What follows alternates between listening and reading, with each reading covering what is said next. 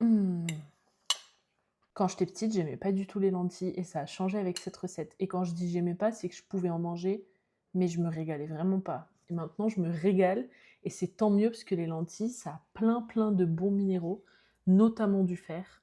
Et donc, c'est parfait que je puisse en consommer maintenant. D'abord, je prends 3 carottes que je vais venir éplucher. Je vais bien évidemment les laver. Et je vais couper des petits cubes.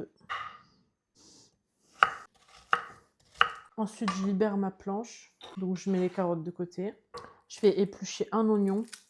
Un jour, une technique pour ne pas pleurer, je vais laver l'oignon et laver ma lame et je vous dis si ça marche.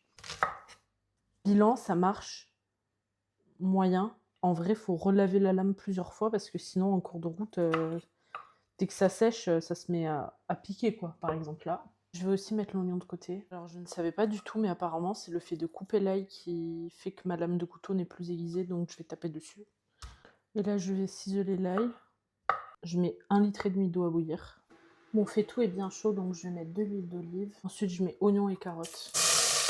Au bout de 5-6 minutes, je rajoute l'ail.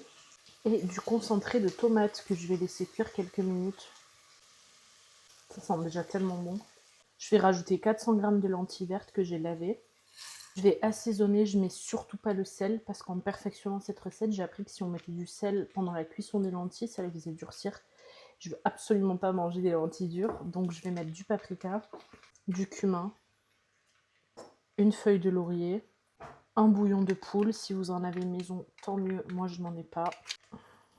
De l'eau que j'ai fait bouillir. Pour 400 g de lentilles, je mets à peu près 1,3 litre d'eau. Et après, si ça manque de cuisson, j'en remettrai. Là, je mélange bien. Je vais mettre le feu un peu plus fort. Et quand ça va bouillir, je vais venir couvrir. Là, ça bout, donc je remets à feu doux. Et je vais semi-couvrir pour 20-25 minutes. Je surveillerai pour être sûr que ce soit cuit. Là, ça a fini de cuire, donc je vais juste mettre du persil frais. J'enlève le laurier. Et je goûte pour être sûr que ça ne manque de rien.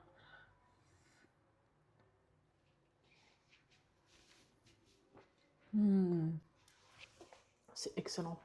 Je vous montre, mais c'est exactement à ça que je veux que ça ressemble. Je veux qu'il reste un peu de jus en dessous pour pas que ce soit trop sec. Qu'est-ce que c'est bon, regardez-moi ça.